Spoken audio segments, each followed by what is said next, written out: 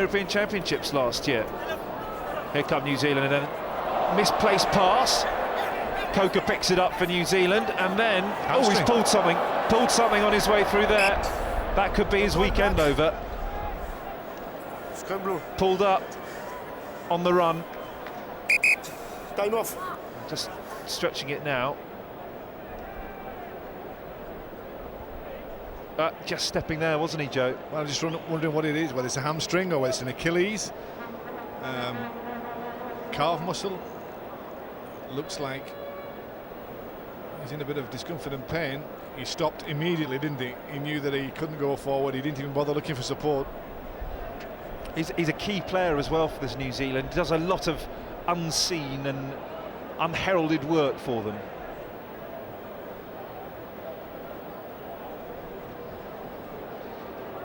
He steps off the right and then just looks to stride out, and that's it. The head goes down.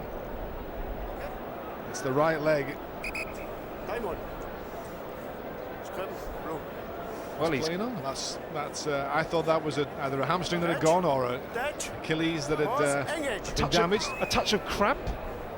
Well, too early in the day for that, surely. Penalty against New Zealand. 1. Moldova with 3 minutes and 10 seconds for what would be the greatest shock in IRB 7's history.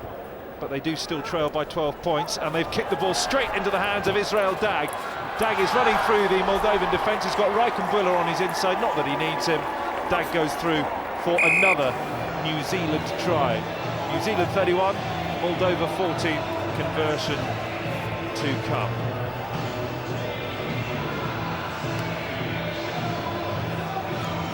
Conversion successful as well.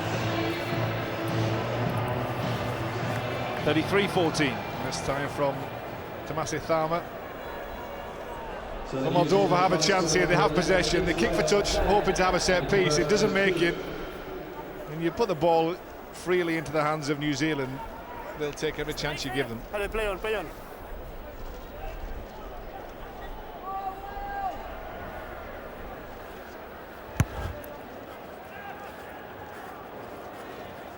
Restart. Adrian Baltag takes the ball for Moldova. Come on. A lot of endeavour from the Moldovans. Ball. But to no effect. Scrum, New Zealand. 1 minute 50 remaining of the half and the match. That's 2 tries. If New Zealand book their ideas up in this latter part of the game, they can certainly score from this scrum, and I would expect them to move it quickly. Maybe a switch play in midfield. No stop. Okay? You and you, bending immediately. Okay. Finding a problem in the 7's game as well as the 15's game. Still have problems. Catch, touch, pause, engage, bending. Okay. Just clouded over since the start of the day here at Twickenham. And here come New Zealand again. Reichenbuller to the hands of Tritivaki.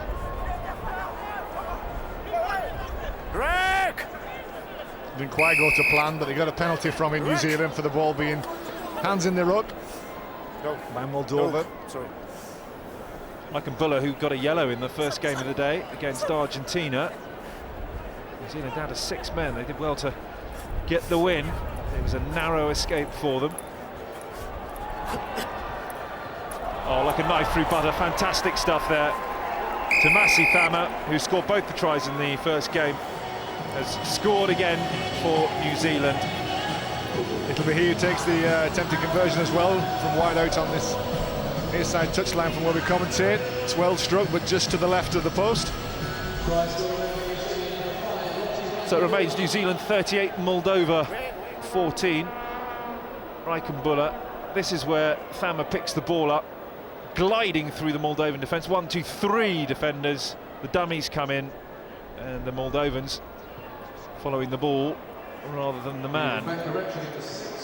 Kick is taken by Adrian Baltag, who's a big fella. Then he offloads it to Ion Busila. Hooter's gone, and that is the final whistle. New Zealand the winners by 38 points to 14. By no means, though, considering the relative strengths of these two nations rugby-wise, a disgrace for the Moldovans, Joe Lydon. No, not as convincing as we thought it would be by New Zealand. A little bit sloppy at times, to be fair, both in their passing and also in the contact area, and they'll have to work on that. Gordon Titchens, I know, will make sure that's a lot better for the last game of day one. But Moldova would have enjoyed it, the experience, they'd have learned from the experience, and as you say, not as convincing a victory and a bigger scoreline as you may have expected.